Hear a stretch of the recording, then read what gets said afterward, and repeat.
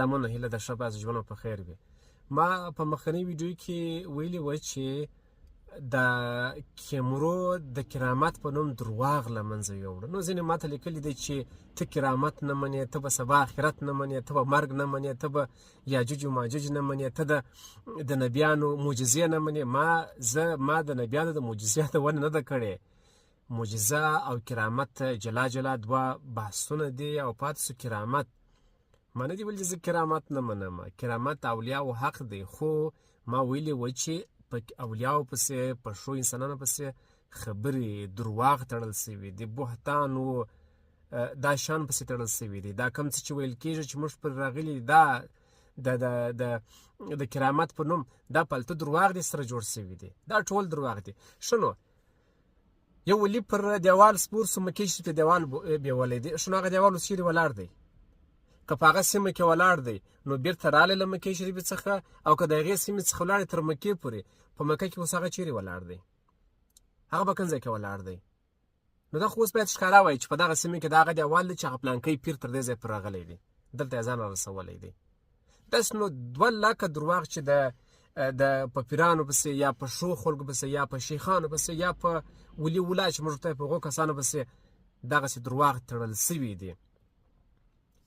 دا دین محمد چې وایي چې شیخ کوزه وشړل، داسې یې کړله، هلته په بل علاقه کې زمری په ویشته. ښه نو اول کومه سیمه وه؟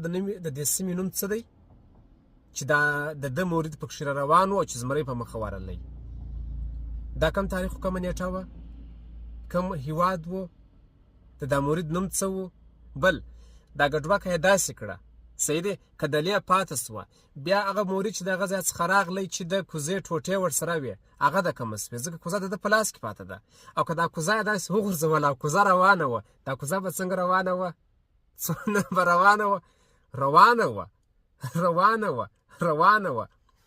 ګوره زه یو ځل بیا یادونه کوم چې مه د وهابیت ټاپه وایي، مه د یوه بیا لیکلي دي چې ته دغه یې څه شی لیکلي وه، ول ته ولیان د خدای نه منې، د ولیانو څخه منکر یې.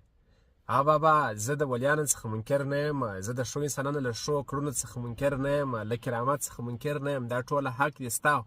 دغه بیا درواغ دي چې په هغوی پسې تړل سوي دي. ما د درواغ یادونه کړې ده چې د کرامت په نوم دغسې درواغ تړل سوي دي، تر موږ پورې رسېدلي دي.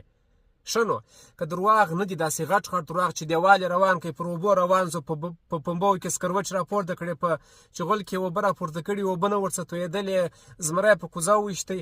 له کله چې کیمره راوتلې په دا 100 کاله کې بیا دغسې یو شی موږ ولې نه ولیدې؟ په 50 کاله کې مو ولې نه ولیدې؟